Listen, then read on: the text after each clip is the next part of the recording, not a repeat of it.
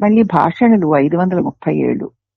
ఒక మారు భగవాన్ అన్నారు, కోరికయే మాయ, నిష్కామమే దైవము. అంటే కామమే మాయ, కోరికే మాయ. కామము లేకపోవడం, కోరిక లేకపోతే అదే దైవం. ఇంకన్నది మనకి లేకపోతే కోరం కదా. అయితే అమ్మా ఆకలేస్తుంది, అన్నం కావాలి అనుకోవడం కూడా కోరికేనా అంటే అది కోరిక కాదమ్మా, అవసరం. అవసరం వేరు, కోరిక వేరు కదా. అలాగే ఒంటికి ఎంత ఖరీదైన బట్ట అని కాదు, వేడి నుంచి చలి నుంచి కప్పుకోవడానికి ఒంటికి వస్త్రం అవసరం, అది కోరిక కాదు. అన్నం శరీరానికి అవసరము, అది కోరిక కాదు, బంధించదు. అయితే ఆ అన్నం అవసరము, దానిలోకి రకరకాల రుచులతో కూడిన పదార్థాలు కావాలి అనుకోవడం కోరిక, అది బంధిస్తుంది. అలాగే శరీరానికి వస్త్రం కావాలి అనుకోవడం కోరిక కాదు. ఇంత గొప్పది కావాలి, అంత గొప్పది కావాలి, వాళ్ళకంటే గొప్పది కావాలి, వీళ్ళకంటే గొప్పది కావాలి, ఇతరులు మెచ్చుకోవడానికి కావాలి అంటే అది కోరిక, అది బంధిస్తుంది.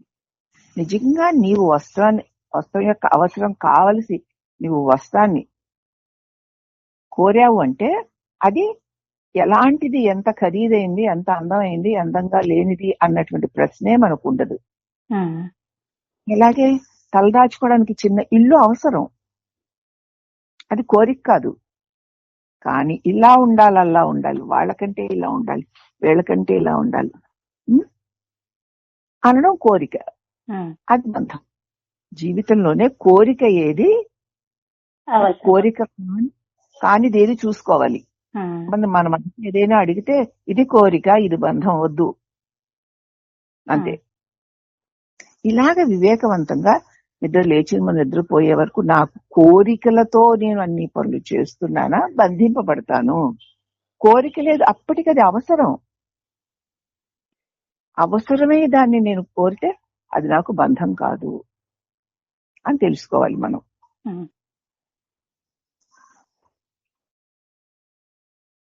కాబట్టి కోరిక అంటే ఏమిటి అంటే ప్రతిదీ కోరిక అంటే కాదు.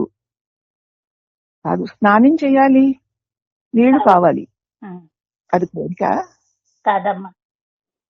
కానీ మరి దానికి ఇలాంటి నీళ్లు ఉండాలి, అలాంటి నీళ్లు ఉండాలి, అదేదో ఫిల్టర్ చేసిన నీళ్లు తప్ప ఇంకొక నీళ్లు స్నానం చేస్తే ఒళ్ళంతా దొరదలు వచ్చేస్తాయి, ఇంకేదో వచ్చేస్తాయి, అవన్నీ కోరికలే. స్నానం చేయాలి, దానికి నీరు కావాలి, అది కోరిక కాదు. దాహం వేస్తుంది, నీరు కావాలి, కోరిక కాదు. నేను ఫలానా నీళ్ళే తాగుతాను అంటే కోరిక. కానీ మనం మనల్ని చూసుకోవడానికి కోరికలతో ఉన్నానా, కోరిక లేకుండా ఉన్నానా, ఏది కోరిక ఏది కోరిక కాదు అని చూసుకోవాలి. కాబట్టి కామమే మాయ, నిష్కామమే దైవము. కోరిక లేకపోవడమే దైవము. అంటే దైవం కావాలనుకుంటున్నావా, దైవం అవ్వాలనుకుంటున్నావా, కోరిక లేకుండా ఉండు అని ఈ చిన్న భాషలో పెద్ద సందేశం మనకి అందింది.